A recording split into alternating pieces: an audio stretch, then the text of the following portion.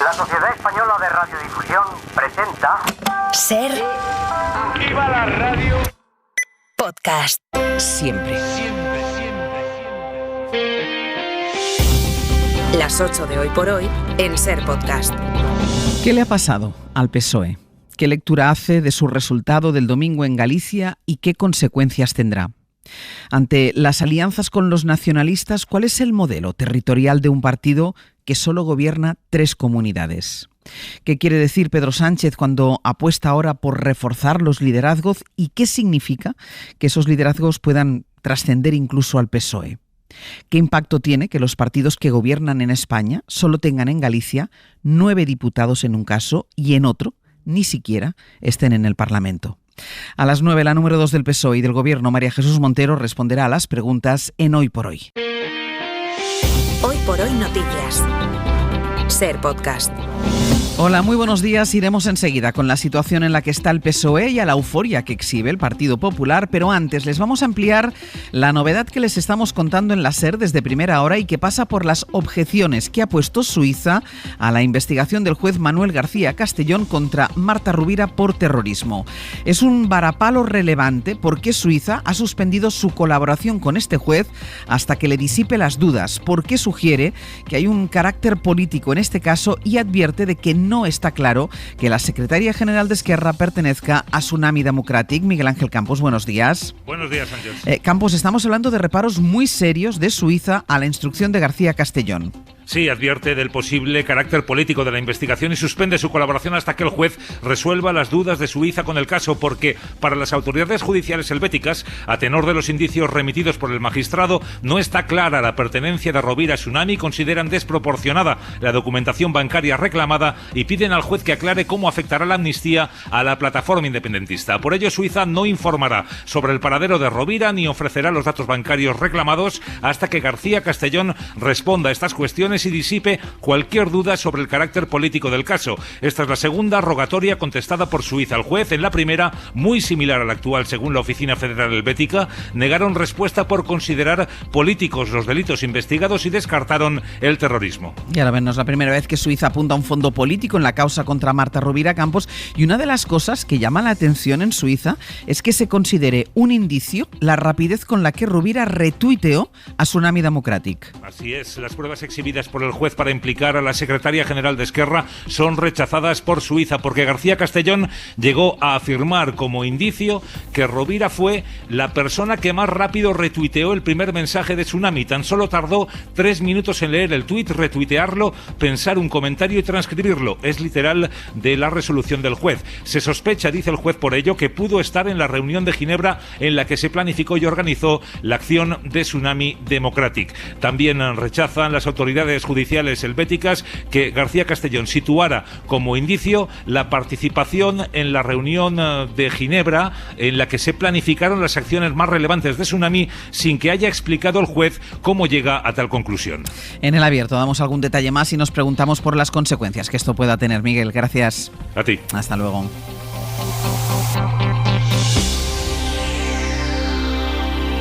Y todo esto con el debate de fondo de la amnistía por la que siguen sin llegar a un acuerdo el PSOE y Junts y que ha planeado tras las elecciones gallegas que ganó el PP y en las que se hundieron los socialistas. Aunque en la dirección del PSOE niegan que la amnistía haya tenido a ver con ese resultado. Sastre, buenos días. Buenos días, Barcelona. La dirección del PSOE, donde advertían de que Feijóo se jugaba en Galicia su liderazgo nacional, niegan que de estas elecciones gallegas se puedan sacar conclusiones españolas, nacionales, de alcance nacional. Y apuntan ahora a que lo que hace falta son liderazgos fuertes en los territorios. El PSOE, recordemos, lo apuntabas al empezar, solo gobierna en Asturias, Navarra y en Castilla-La Mancha, cuyo presidente, García Page, tardó poco en hacer su valoración. Que si el PP hubiera perdido la mayoría absoluta en Galicia, hoy se estaba hablando de las consecuencias nacionales y de la caída del Partido Popular a nivel nacional, ¿no? Seguramente se estaba planteando que era una legitimación de la amnistía y de Puigdemont, ¿no?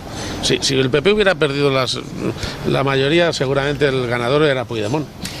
Luego, me alegro que no haya ganado Puigdemont. En público, la portavoz federal socialista Esther Peña hacía autocrítica. No podemos ni queremos dejar de hacer autocrítica porque no hemos logrado la confianza de los ciudadanos y de las ciudadanas y hemos sufrido un descenso en escaños y votos. Mientras de puertas para adentro, ya en la ejecutiva, Pedro Sánchez pedía que se refuercen esos liderazgos dentro del partido. Inma Carretero, buenos días. ¿Qué tal? Buenos días. Es evidente que hay distintas lecturas dentro del PSOE, pero en Ferraz creen tener claro el diagnóstico de lo que ha pasado en Galicia y en general con el modelo territorial del partido.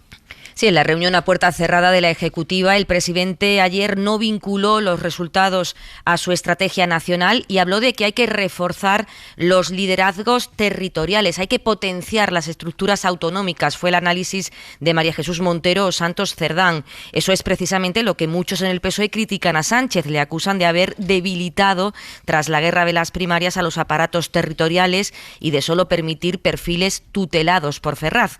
Sobre la derrota de Galicia, reflexionaron en la Ejecutiva una decena de dirigentes, aunque hay fuentes que reconocen que Galicia no es el principal problema territorial del PSOE. Allí Sánchez apuesta por darle continuidad a Besteiro, pero el partido está muy pendiente, por ejemplo, de Andalucía, de si se consolida el proyecto de Juan Espadas y de cómo se resuelven los congresos regionales que van a abrir en canal al PSOE. La idea de Ferraz es que la mayoría se celebren en cascada tras el Congreso Federal a partir del otoño y cuando ya esté estabilizado el gobierno. Hasta luego, Inma. Gracias. La reflexión en la que ahora se adentra el PSOE contrasta con la euforia que se verá hoy en Génova cuando Feijóo reúna a sus varones en la sede del partido para celebrar la victoria de Rueda, que es también su victoria. Sabía perfectamente que se me iba a juzgar en el caso de que el Partido Popular, mi partido, el Partido Popular de Galicia, no consiguiese la mayoría absoluta. Y por eso volvería a hacer lo que hice, sabiendo la oportunidad y también los riesgos que asumía. Y que de hecho Feijóo ayer ya fue a celebrar a Galicia. Lo que no sabía yo es que el Partido Socialista se haya entregado al nacionalismo. ¿Quién ha visto y quién ve al Partido Socialista? En nuestra época era al contrario. El Partido Socialista sacaba lo que sacaba el bloque y el bloque sacaba lo que sacaba el Partido Socialista. Y ahora resulta que están entrando en la irrelevancia política. Pero en la irrelevancia política no solo en Galicia, sino en buena parte de las comunidades autónomas. Mariela Rubio, buenos días. ¿Qué tal? Muy buenos días. Con este resultado, el PP empieza a preparar ya las europeas y da por cerrados los debates sobre su líder, al menos de momento. Así es, la mayoría absoluta ha callado cualquier ruido interno y de hecho se da por amortizada la polémica del indulto con condiciones a Puigdemont, que sumió las filas del PP en el desconcierto y de la que el partido hacía responsable a la dirección nacional. Galicia ha supuesto un borrón y cuenta nueva y, como cree un destacado varón del partido, Feijóo se ha cargado de legitimidad, recordando a los suyos que es capaz de reunificar el voto de centro-derecha, parando a Vox y al tiempo pescar a la izquierda. Y de hecho, precisamente de esto sacaba pecho ayer el líder del PP. Los españoles ya saben que si concentran el voto en el Partido Popular, frenamos al independentismo y arrinconamos al sanchismo. Ya lo hemos comprobado. Esta es la receta. Este es el mensaje de Galicia para todo el mundo. Para seguir reivindicando el impacto nacional del resultado en Galicia, Feijóo reúne a sus varones a las 12 en Génova en un comité ejecutivo nacional con la vista puesta en las próximas elecciones vascas y europeas. Mariela, gracias. Hasta luego. El PSOE y el PP, el Gobierno y la oposición, volvieron a intentar ayer en Bruselas la renovación del Poder Judicial, pero ni siquiera la mediación del comisario europeo Reynders está sirviendo para desatascar esas conversaciones. Bolaños y Pons han quedado en volver a verse. Y el hecho de que mantengamos reuniones de la mano del comisario Reynders y de la mano de la Comisión Europea, desde luego es una gran noticia, porque como no habría acuerdo es si no estamos sentados a la misma mesa. Y tenemos una oportunidad, pero hay que ir lento y hay que hacer las cosas bien. En Sumar apuntan a la falta de tiempo para explicar que los votos en Galicia se quedarán en 27.000. Le tocó a Ernest Urtasun hacer la valoración. Nos ha faltado tiempo en esta elección gallega y no hemos sido capaces de explicar con claridad una cosa que yo creo que era importante, que nosotros dijimos en campaña, que era importante para el cambio político expandir el voto, no concentrarlo, sino expandirlo, ampliar el conjunto de espacios progresistas para garantizar que podía haber cambio en la Xunta de Galicia. Seguramente no hemos sido capaces de explicar eso con la claridad suficiente. También de la política, la presidenta de Navarra, María Chivite, asegura que su gobierno va a encontrar el mecanismo para seguir adelante con el traspaso a su comunidad de las competencias que hasta ahora asume la Guardia Civil de Tráfico. El Supremo saben que anuló ayer esa transferencia porque se hizo a través de un Real Decreto. Yo creo que si algo nos distingue a los navarros y las navarras, y voy a hacerlo de manera quizás más correcta, es que somos insistentes y trabajadores y que siempre buscamos el camino para llegar al objetivo que nos proponemos, y en este caso pues también lo vamos a hacer. Y nos queda el pronóstico. Hasta que cambie el tiempo a finales de semana vamos a tener de nuevo temperaturas más altas de lo normal para esta época, Jordi. Así es, de manera que miremos la parte más positiva. Aquellos que nos gusta el frío, tenéis todavía 2-3 días, dependiendo de la parte del país, con ambiente muy agradable la mayor parte de horas, tan agradable con máximas de hasta 20 grados en la mayor parte de poblaciones, superándolos con facilidad en Andalucía y Canarias, donde por cierto la calima irá a menos. Va a hacer sol hoy, mañana, también el jueves, y esto es lo que animará a que el ambiente sea suave, pero también se confirma el cambio de tiempo. Jueves mucho viento, viernes descenso importante de temperaturas. Hoy por hoy noticias. Ser Podcast. En Madrid, la policía investiga las circunstancias de la muerte de un niño de 14 años en Getafe después de que consumiera una bebida energética mezclada con cocaína.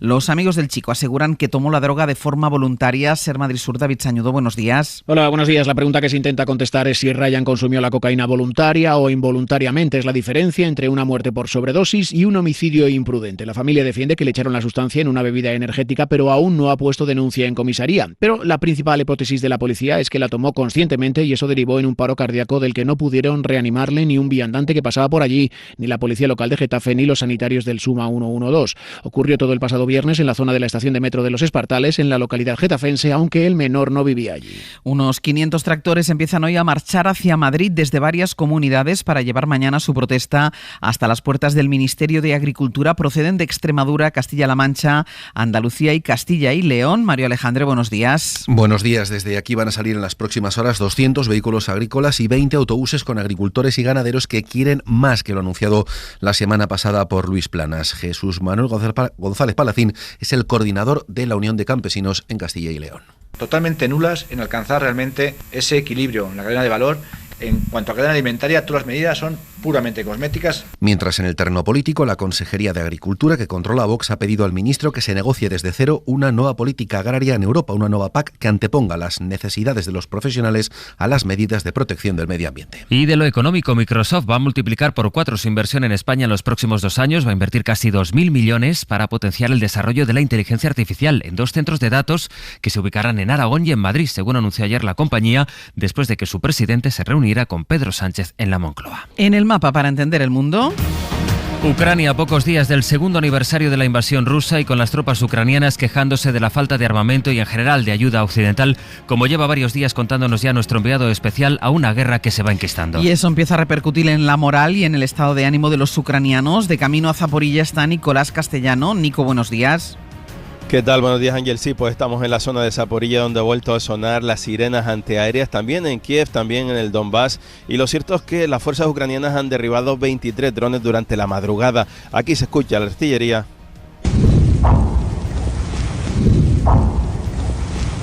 Y aquí hemos escuchado también el testimonio de tanquistas como Víctor. Tiene 23 años, está a bordo, él maneja un tanque, un trasto de más de 60 años de antigüedad, donde apenas puede disparar.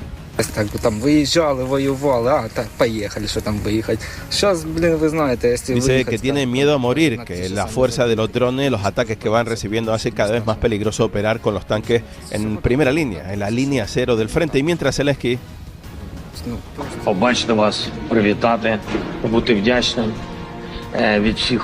Ha visitado Kupiansk en las últimas horas para animar a la tropa desanimada de la caída de Avdiivka. Continúa el enfrentamiento entre Rusia y Ucrania, mientras aquí siguen reclamando más munición para poder seguir haciendo la guerra. Nico, vuelvo contigo en el abierto. Hasta luego.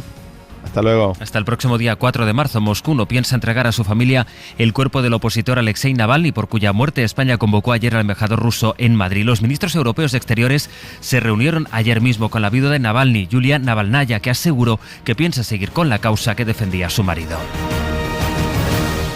Y aquí en España, sobre la reducción de la jornada laboral que el Gobierno negocia con patronal y sindicatos, la novedad es que el Ministerio quiere que la Inspección de Trabajo pueda acceder al registro de jornada que tienen las empresas para asegurarse así de que cumplen con los máximos legales. Estefanía Salvatierra. El Gobierno quiere prescindir del papel en lo que al registro horario se refiere y apostar de manera definitiva por las nuevas tecnologías. Joaquín Pérez Rey, secretario de Estado de Trabajo. Tenemos que tender a digitalizar ese registro horario, tenemos que tender a que las consecuencias de ese registro no sean manipulables y además tenemos que tender a que el registro sea accesible de manera remota para la Inspección de Trabajo y Seguridad Social. Eso sí, los detalles de esta nueva implantación, apuntaba el número 2 de Díaz, habrá que buscarlos en el diálogo social, y se mostraba comprensivo con las pequeñas y medianas empresas, es decir, las que tienen menos de 50 trabajadores. Con ellas habrá que ser flexibles, señalaba.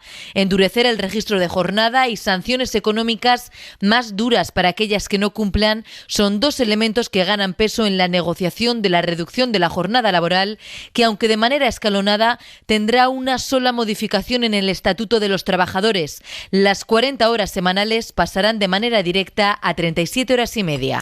La Fiscalía propone que se extienda la orden de protección a cuidadores de hijos que quedan huérfanos por los crímenes machistas, porque ha comprobado que en ocasiones esos cuidadores les están intimidando. Mariola Lobrido. Juana se hizo cargo de sus 3 nietos cuando su hija fue asesinada. El verdugo ya ha salido de la cárcel y ahora se lo encuentra cada 2 por 3 en Toledo. Y a mí no es de buen plato estar en la fila con mi carrito pagando en cualquier centro comercial y tenerle a mi lado riéndose. Imaginaros el cuerpo que se me pone a mí, y mi hija, cuando me acompaña, la entra un miedo y un temblor que tenemos que dejar la compra en el carro y salir corriendo. Esta abuela pide protección para ella y para su otra hija. Ambas cuidan de los huérfanos. La Fiscalía va a pedir la ampliación de la orden de alejamiento para estas familias. Teresa Peramato. Los agresores intentan aproximarse, tener comunicaciones con la familia para perturbarles. Lo que pretendemos es que las familias cuidadoras puedan ejercer con absoluta tranquilidad la labor difícil de cuidar a esos niños y niñas. La fiscal de Violencia sobre la Mujer toma esta medida alertada por el caso de Juana y otros similares que atiende el Fondo de Becas Soledad Cazorla.